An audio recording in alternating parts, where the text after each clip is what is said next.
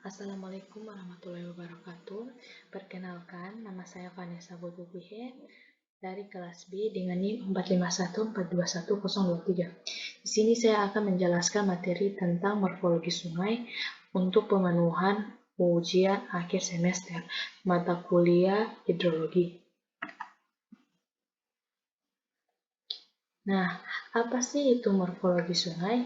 Morfologi sungai merupakan geometri, bentuk, dan ukuran, jenis, sifat, dan perilaku sungai dengan segala aspek dan perubahannya dalam dimensi ruang dan waktu, di mana proses perubahan dari morfologi ini telah terjadi sejak terbentuknya sungai itu sendiri dan berlangsung secara terus-menerus. Nah, seperti apa definisi sungai? Nah, sebagian besar air hujan yang turun ke permukaan tanah mengalir ke tempat-tempat yang lebih rendah dan setelah mengalami bermacam-macam tahanan akibat gaya berat, akhirnya berlimpah ke danau atau laut. Nah, suatu alur yang panjang di atas permukaan bumi ini, tempat mengalirnya air yang berasal dari air hujan, disebut alur sungai. Dan perpaduan antara alur sungai dan aliran di dalamnya disebut dengan sungai.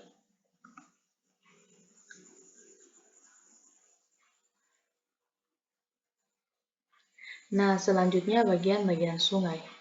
Yang pertama yaitu palung sungai. Nah, palung sungai ini adalah cekungan yang terbentuk oleh aliran air secara alamiah atau buatan manusia untuk mengalirkan air dan sedimen.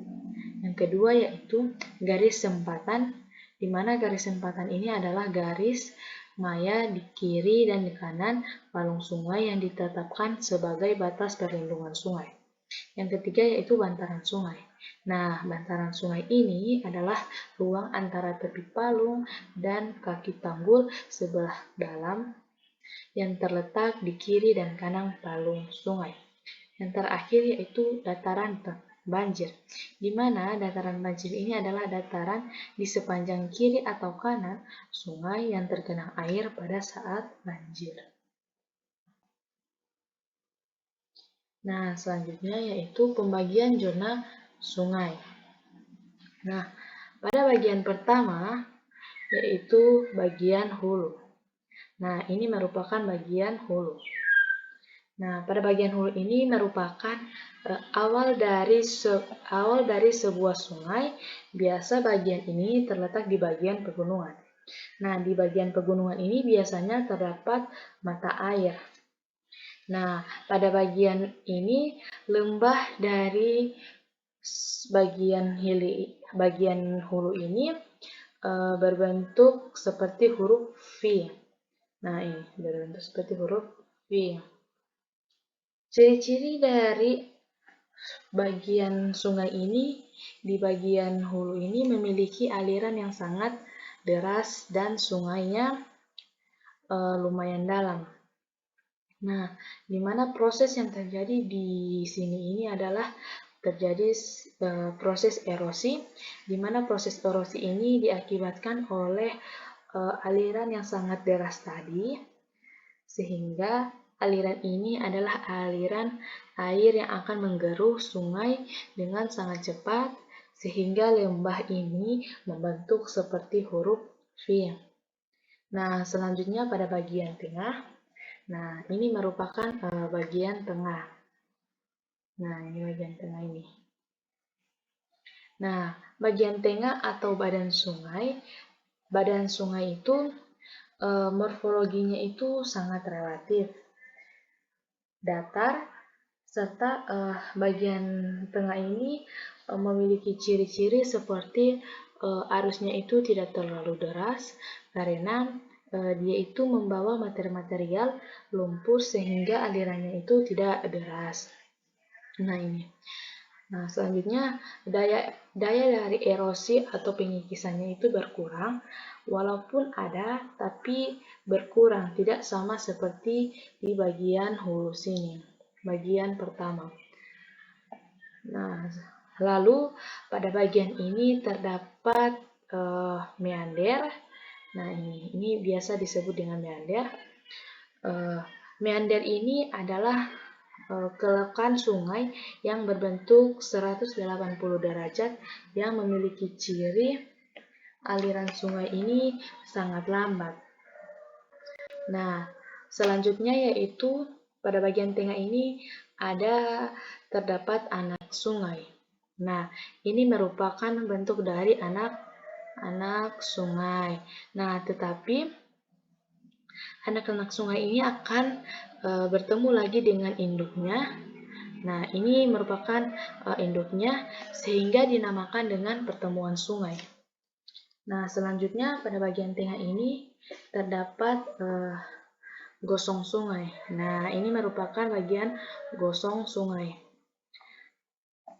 Gosong sungai ini diakibatkan oleh endapan dari sungai yang itu endapannya itu berupa biasa disebut dengan lumpur, batu-batuan, kerikil sehingga terbentuklah daratan.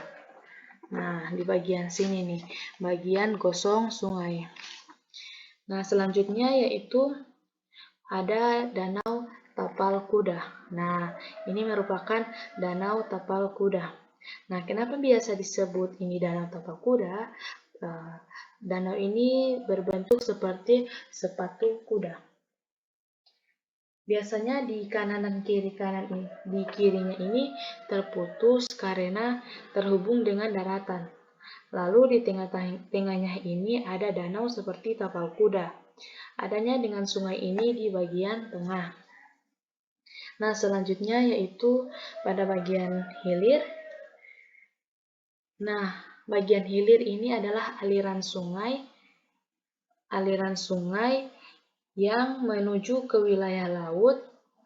Namun, bagian hilir ini memiliki ciri-ciri seperti arusnya sangat tenang. Lalu badan sungai ini terdiri dari lumpur, ada juga pasir halus. Nah, sehingga terbentuk juga endapan itu berupa delta. Nah, ini biasa disebut dengan delta. Nah, delta itu endapan sungai yang menghalangi aliran-aliran sungai yang menuju ke bagian laut.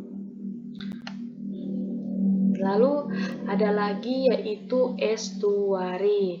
Nah, ini bagian estuari. Nah, bagian estuari ini adalah badan air yang setengah tertutup oleh daratan serta terhubung dengan bebas dengan laut terbuka. Nah, ini terhubung dia dengan laut terbuka. Selanjutnya, setelah itu ada lagi yaitu biasa disebut dengan kanal. Nah, ini bagian kanal, di mana kanal ini merupakan terusan sungai. Nah, kanal ini biasa ada kanal buatan. Selanjutnya yaitu ada muara, di mana muara ini artinya ujung atau tempat berakhirnya aliran sungai di laut atau di danau. Nah, jadi ini semua tentang pembagian-pembagian zona sungai.